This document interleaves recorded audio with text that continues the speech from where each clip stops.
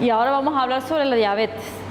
En realidad de la diabetes hay mucho por hablar, digamos, pero bueno, la idea era tratar de resumirlo y enfocarlo básicamente, como les decía el otro día, en lo que ustedes pueden enfocarse en consultorio, en pequeños conceptos básicos, digamos, o consejería que le pueden dar.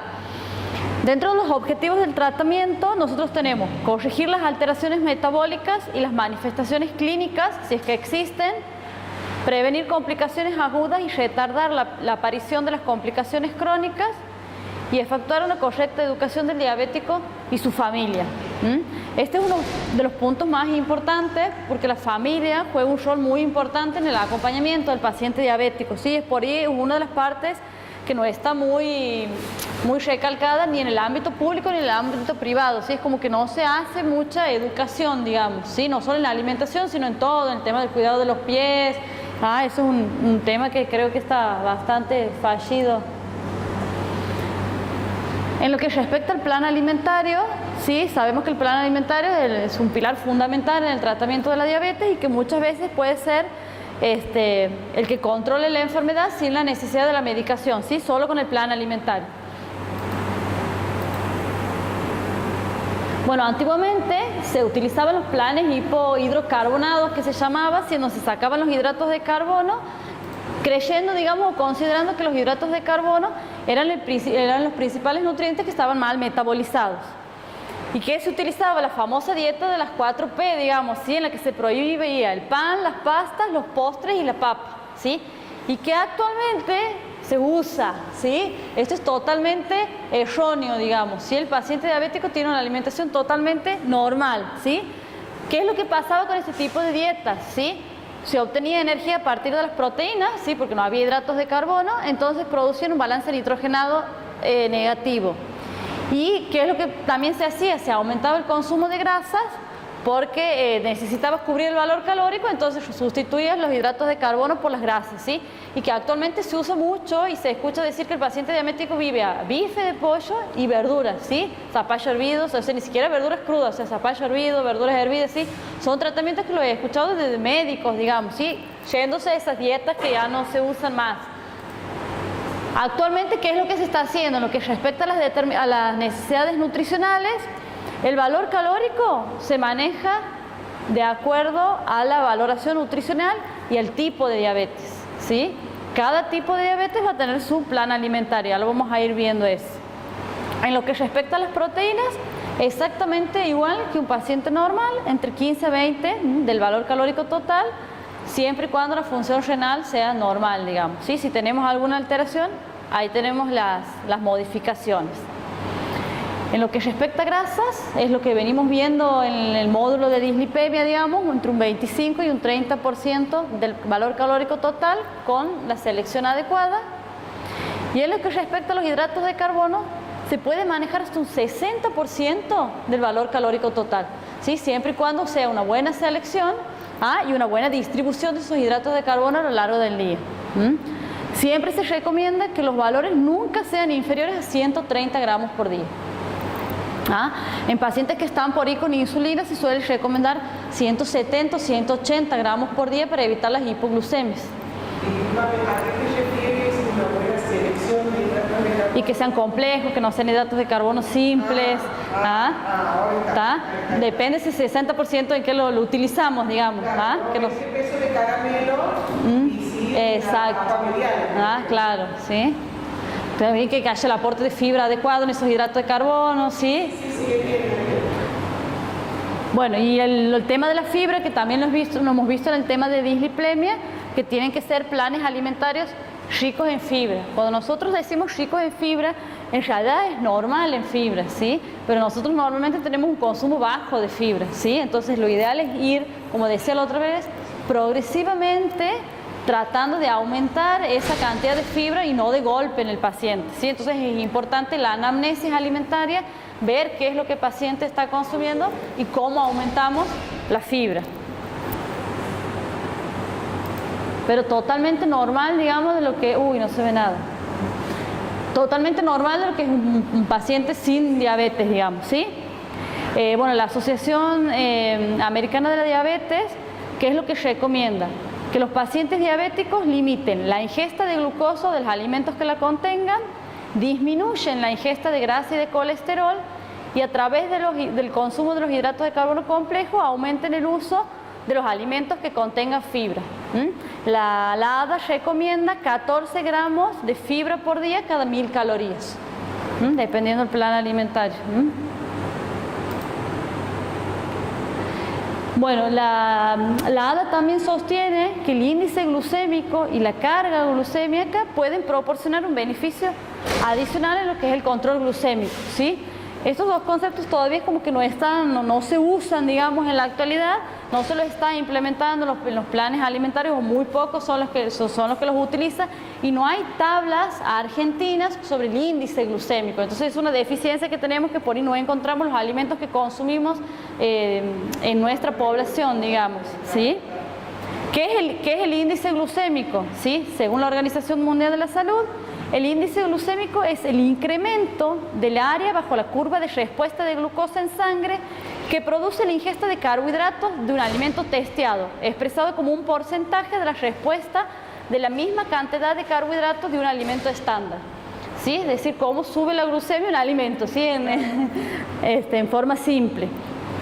Y la carga glucémica es lo que hace a esa definición, la relaciona con la cantidad y la calidad.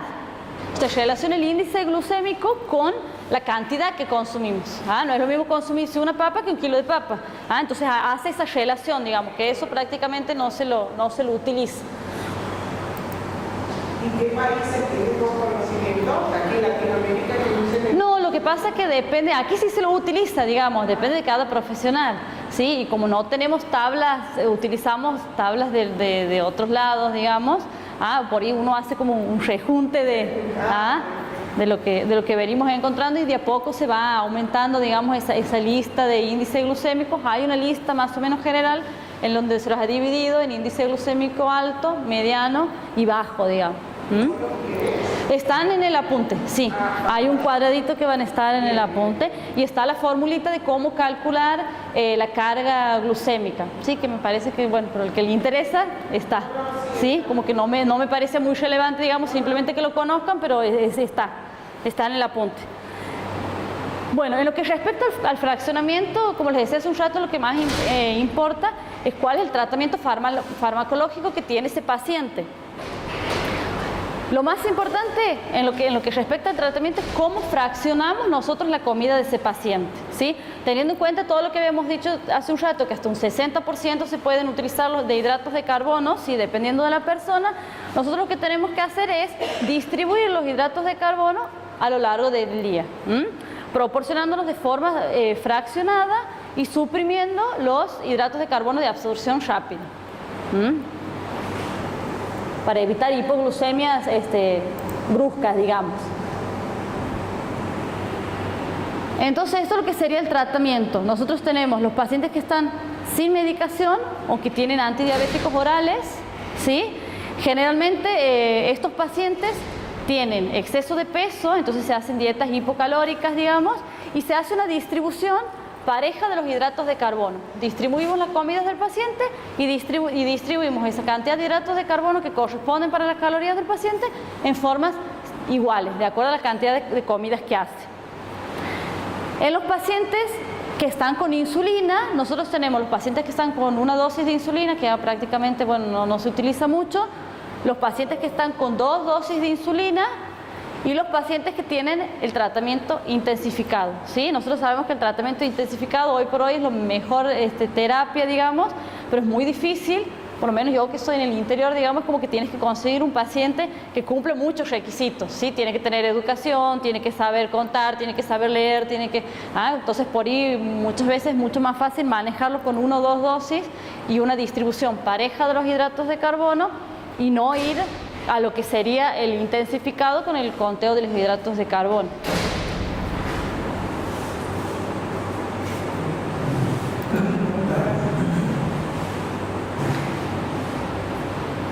Entonces, ¿qué es el conteo de los hidratos de carbono? Sí, es el cálculo del contenido de los hidratos de carbono que tiene cada alimento, ¿sí? Las ventajas que nos permite este sistema es una mayor variedad en la selección de los alimentos, el paciente puede elegir lo que va a comer, regular la cantidad de insulina según la cantidad de alimentos que ingiero en cada comida, es decir, de acuerdo a lo que yo voy a comer en cada comida, me voy a colocar las dosis de insulina necesarias para esa comida. Y bueno, eso por supuesto la idea es que mejore los controles glucémicos. Sobre todo en el caso de, de los diabéticos tipo 1, de los adolescentes, es un sistema que les puede permitir el tema de las salidas, de cuando uno va a ir a fiesta o todo eso, manejarse de una mejor manera, siempre y cuando lo aprendamos al sistema. Hay dos formas principalmente de hacerlo, digamos. Una es con porciones, es decir, yo calculo cuántas unidades de intercambio voy a necesitar para ese paciente, cuántos gramos de hidrato de carbono por cada dosis de insulina. Eso se hace individualizado y depende de cada paciente, ¿sí? Hay pacientes que cada 10 o cada 15 o cada 20 gramos de hidrato de carbono necesitan una unidad de insulina. Eso se va regulando, sí, es todo un sistema que necesita medirse, anotar y todo, para poder llegar a ver cuánto necesita ese paciente, si 10, 15, 20 o más, ¿sí? Generalmente depende de la edad del chico, pero en adolescentes, digamos, por ahí se empieza con 15 gramos de hidrato de carbono por cada unidad de insulina y de ahí vamos viendo cómo lo vamos manejando. Entonces, ¿qué es lo que se hace? Un listado de todos los alimentos que tienen 15 gramos de hidrato de carbono. Entonces el paciente va armando su menú y dice, junto esto, esto y esto, y me hago 3 unidades de insulina, me coloco 3 unidades de insulina para comer cierto plato de comida. Necesita muchos controles, necesita mucho seguimiento del paciente y necesita sobre todo muchas mediciones, ¿sí? Pues nosotros tenemos que saber la glucemia preprandial y postprandial, que por ahí el tema de las tiras reactivas es medio difícil. ¿Ustedes están capacitados para hacer eso? Sí, sí. Bueno, yo por lo menos, yo he trabajado 10 años con el doctor Ábalos, que es diabetólogo, digamos, lo manejo, digamos, ¿sí? Capaz que hay colegas, pues sobre todo ese es un método que debe estar así, hace 10 o 11 años que se lo utiliza. Cuando yo vine a Santiago era la primera nutricionista o la única, digamos, en esa época que hacía el conteo de hidratos de carbono, porque era nuevo. Entonces nosotros no habíamos salido formadas de la universidad, habíamos salido con el sistema tradicional, digamos. ¿Sí? Hoy por hoy, ya con 11 años, yo creo que todas las nutricionistas lo deberían manejar por lo menos, ¿sí? Nosotros no tenemos especialidad como ustedes, ¿sí? Entonces depende de cada uno en poder decir no agarro el caso porque no lo sé manejar, o ¿sí? Y bueno, y otra de las formas de hacerlo, que es más exacta pero es mucho más compleja para el paciente, es a través de los gramos. O sea, poder sumar gramos de los alimentos y poder deducir en base a eso cuántas unidades de insulina me tengo que colocar. Pero para eso tenemos que aprender a leer las etiquetas, que es otra cosa más para el paciente, más compleja, pero mucho más exacta, digamos, si aprendemos a manejarla. Que generalmente los pacientes empiezan con las unidades de intercambio y después ya se van con el tema de los etiquetados, porque si tienen sus controles, tienen sus seguimientos periódicos, como que solo van avanzando. Bueno, y ahora el tema de los usos de las bombas, ni hablar, que te regula todo, te maneja todo y te dice hasta cuántas unidades se tienes que colocar.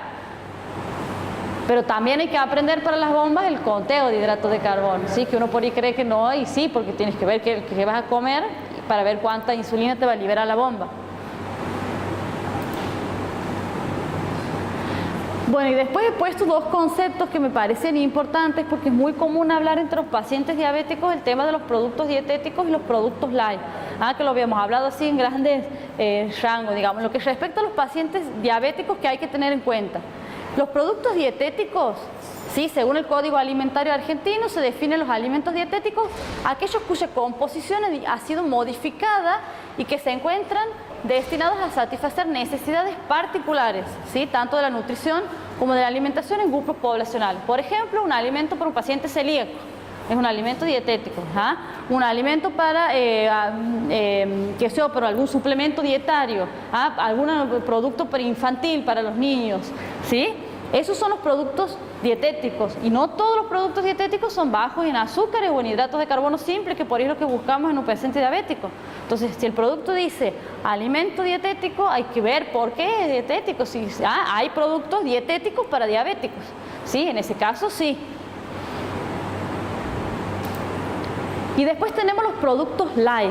¿Que light qué significa? Significa bajo, leve, reducido, liviano. Entonces, se utiliza la palabra light, diferencia un alimento que tiene características similares, pero la composición química es menor en algún nutriente.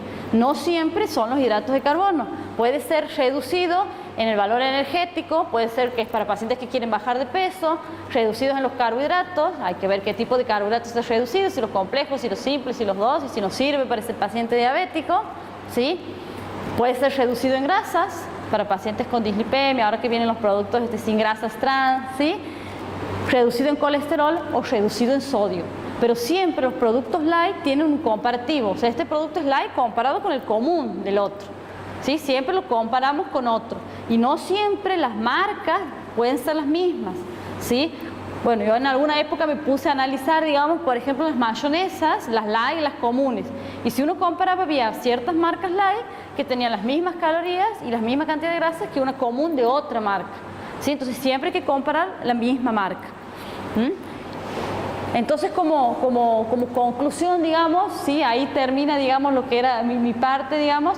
Es muy importante que los pacientes diabéticos aprendan a leer el etiquetado de los productos, ¿sí? Que eso también lo hacemos nosotros en consultorio, nunca en la primera consulta, por eso es importante que el paciente tenga varios controles con nosotros, porque no le podemos explicar todo de una sola vez, ¿sí? Pero cuando ya es un paciente que viene varias veces a controles, es uno de los puntos que se les enseña, a leer los etiquetados, de manera que ellos puedan empezar a seleccionar sus propios alimentos, ¿sí? Nosotros tengamos en cuenta que los pacientes diabéticos tienen la enfermedad de por vida, digamos, ¿sí? La diabetes no tiene cura, entonces no le podemos hacer que ellos vivan con una sola desayuno, con una sola merienda, sino que ellos mismos aprendan a armar sus propios menús. Esa es la idea, por lo menos en consultorio de nosotros, que armen sus propios menús, que sean sanos, que sean saludables, que tengan los hidratos de carbono que tienen que tener, ¿sí? Entonces, de acuerdo al tipo de insulina o al tipo de medicamento o sin medicamento, cuál sea el tratamiento que esté ese paciente para la diabetes, lo ideal es nosotros ver cómo podemos facilitarle esa alimentación, que para él se vaya a su casa conforme y contento y que pueda él armar sus propios menús. Y dentro de esto va lo que hablábamos al principio, el tema de la educación. Muy importante hacer la educación del paciente diabético y de la familia.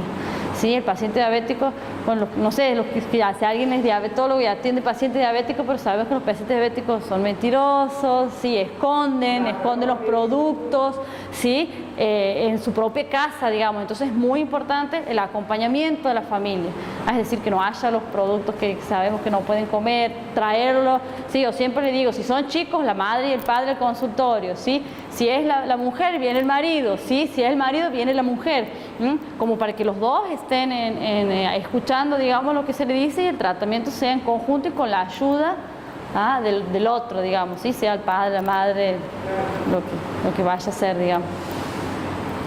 No sé si tenemos alguna duda. ¿Alguien? No sé si ya está en la plataforma lo de obesidad o lo del tema del módulo anterior. ¿No está? Ni el examen del módulo 3, creo. 3. ¿No está el examen del módulo 3? 3. Bien. ¿Qué es el viernes pasado? Claro, el que se ha suspendido supuestamente. El 6. No. Claro, este es el 5, el 4. El 4, el 5, el 3. Claro, ese era el 4, ese era el módulo, ese era el 4. Claro, ese es el 4. No les han puesto todavía la parte teórica de eso. Bien. Está puesto hasta la parte teórica del módulo 3 sin el examen del módulo 3. Eso es todo lo que falta. Ajá. Falta el examen del módulo 3, todo el módulo 4 y el examen del módulo 4. Bien. Bueno, el módulo 3 era lo de obesidad, digamos, ¿sí? El módulo 4, perdón, era de obesidad, ¿sí? El que tenía que haber tenido, que no se lo va a dar, digamos, y hoy es la última clase, digamos, ¿sí?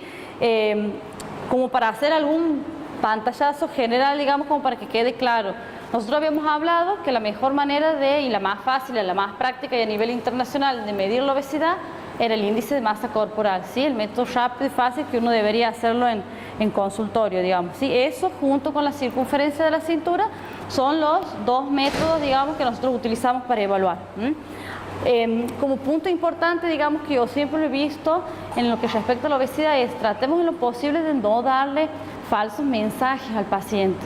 Nosotros tratamos de decir, sí, lo vemos al paciente, decimos tienes que bajar 10 kilos, 15 kilos, 20 kilos, y por ahí es mucho, ¿sí? Lo ideal es entre un 5 y un 10% del peso inicial. Por ahí se empieza. Y después vamos viendo cómo va ese paciente y cómo va progresando, digamos, ¿sí? Pero siempre el tratamiento de la obesidad tiene que ser en conjunto con el paciente, ¿sí? ¿Qué es lo que él espera bajar? ¿Cuánto es lo que él se propone bajar? ¿Sí? 5 o 10% del peso inicial, ¿y qué tiempo? Del peso inicial en los 2 primeros meses, 3 primeros meses. Depende del exceso de peso, depende el tiempo que necesita el paciente bajar el peso, depende cómo cumple el paciente la dieta, si hace actividad física o no hace actividad física, ¿sí? Generalmente al principio, el primer tiempo, el paciente se motiva, entonces como que baja de rápido mucho de peso, y después empezamos, aparte los kilos que van quedando son los kilos que más cuestan, entonces el paciente como que necesita esforzarse más para bajar más de peso, y ahí es cuando empiezan las complicaciones y los abandonos, ¿sí? Entonces no hay que darle falsas esperanzas de decir vas a bajar 10 kilos en un mes, porque es algo que no es real, ¿sí? Y que es una baja brusca, digamos, ¿sí? Más o menos lo que se espera es entre 600 y 1 kilo por semana, como mucho, digamos. Y a medida que pasa el tiempo, cuesta más bajar esos 600 gramos, ¿sí? Y no hay que traumatizarlo al paciente, de pesarlo todas las semanas, sino ir progresivamente y en base a lo que él quiera, ¿sí? Si el paciente no tiene la voluntad de bajar, ¿sí? No hay.